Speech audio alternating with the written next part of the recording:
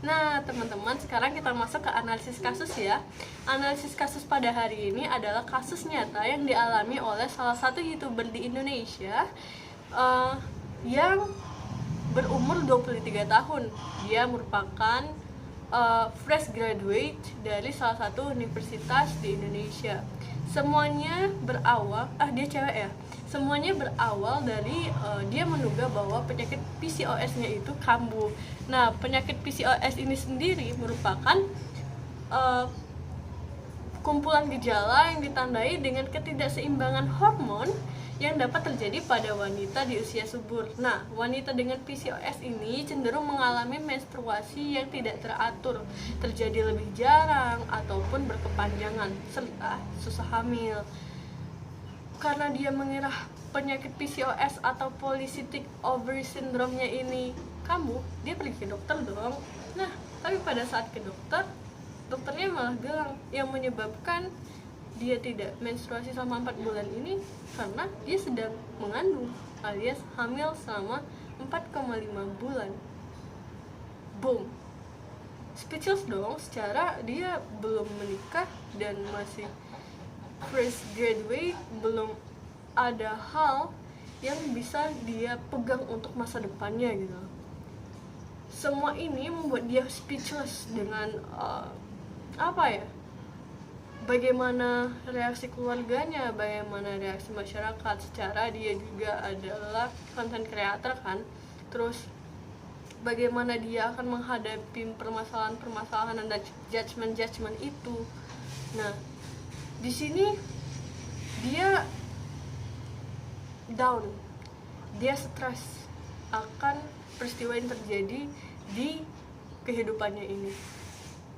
Dia merasa bersalah, entah itu kepada orang tuanya, karena dia, kenapa aku ini baru fresh graduate, baru mau cari kerja, baru mau membanggakan orang tua, malah mengecewakan mereka. Dia juga merasa bersalah kepada Tuhannya, kepada diri sendiri, bahkan kepada anak yang ia kandung. Dengan hal-hal ini, dengan rasa-rasa bersalah ini, dia malah stres.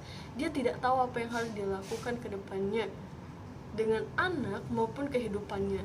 Nah, di sini kalau kita analisis kasusnya berdasarkan logoterapi, kita bisa cek dari Vipatu stratегnya. Dari filosofinya tadi, manusia itu yang harus punya makna dalam hidup. Patologinya di sini J tidak bisa memaknai kasusnya, sehingga dia stres. Dia menganggap hal ini, aduh, kehidupannya hancur setelah ini gitu. Karena ya itu tadi, hamil di luar nikah. Setelah itu Vipatu. Nah, tujuan dari konseling logoterapi atas kasus ini adalah untuk membantu J menemukan makna dari peristiwa yang sedang dialaminya ini, walaupun sepedih apa, sesusah apa peristiwa itu bagi dia. Pipa tuh strateginya itu tadi, memberikan meaning kepada dia agar dia will to meaning gitu loh, mau cari meaningnya itu. Nah, strategi yang digunakan di sini saya sarankan adalah direfleksi.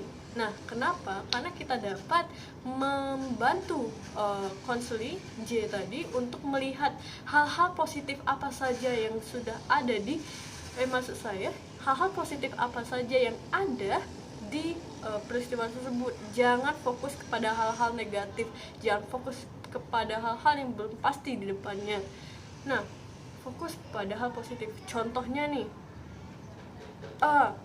penyakit PCOS-nya otomatis sembuh dong.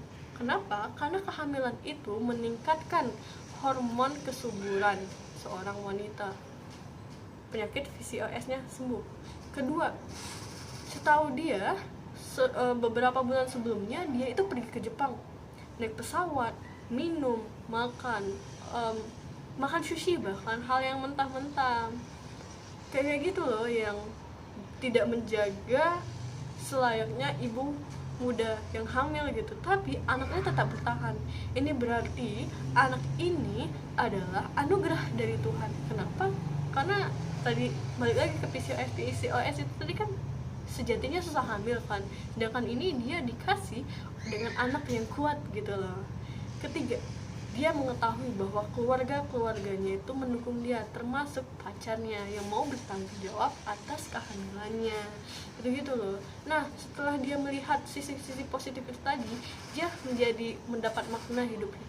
Oh, mungkin aku kemarin telah melakukan hal yang salah, tapi bukan berarti kedepannya aku tidak bisa melakukan hal-hal yang baik.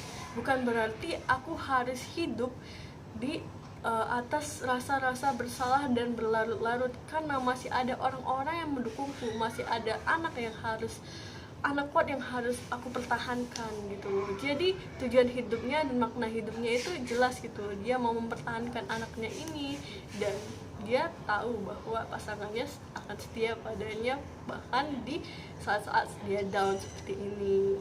Yeay, selamat gitu. Nah,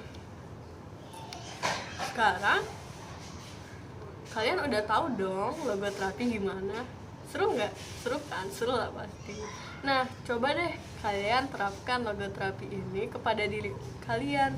Apakah kalian akan mendapatkan makna-makna tersebut di depannya? Itu tergantung kalian. Kenapa? Karena yang dapat mencari makna itu sendiri adalah kalian sendiri gitu. Kalau memang butuh bantuan, ya butuh cari ke tempat-tempat yang memang bisa memberi bantuan, yaitu konselor maupun psikolog seperti itu.